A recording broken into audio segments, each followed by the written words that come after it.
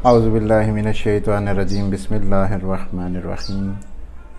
بیماری کا علاج جیسے دوا سے بھی ممکن ہے، اسی طرح مسنون دعاؤں اور کلمات سے بھی مریضوں کو شفا ملتی ہے۔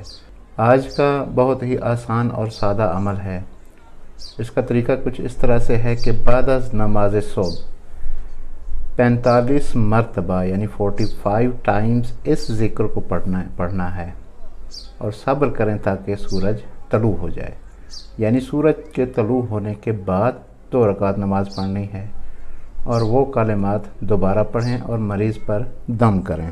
انشاءاللہ اہل بیت کے صدقے یقیناً مریض پر اثر صحت ہوگا۔ وہ ذکر کیا ہے؟ یہ 4 جملے ہیں، 4 قرآنی آیات ہیں۔ ان کو آپ نے 45 ٹائمز پڑھنا ہے، 45 مرتبہ۔ الحمدللہ رب العالمین، حسبنا اللہ ونعم الوکیل، تبارک اللہ احسن الخالقین، ولا حول ولا قوت الا باللہ العلی العظیم۔ اس کے علاوہ ایک اور عمل ہے جو کسی مریض کی شفا یابی کے لیے 3 دن یا 7 دن 1001 مرتبہ پڑھنا ہے، اور وہ لفظ ہے اسم اعظم الحی۔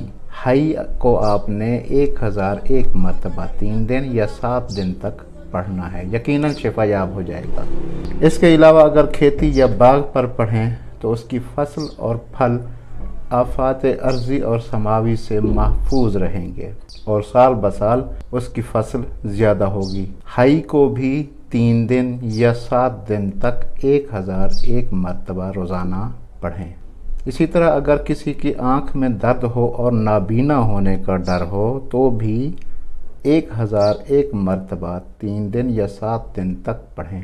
حی 1001 مرتبہ 3 دن یا 7 دن پڑھنا ہے، یقیناً شفا ملے گی۔ جو بھی وظائف یا عمل بتائے جاتے ہیں، ان سب کی شرط یہی ہے کہ اللہ پر توکل اور اہل بیت سے توسل ہو۔ خداوند متعال اہل بیت علیہ السلام کے صدقے ہم سب کو ہر قسم کی بیماریوں سے محفوظ فرمائے۔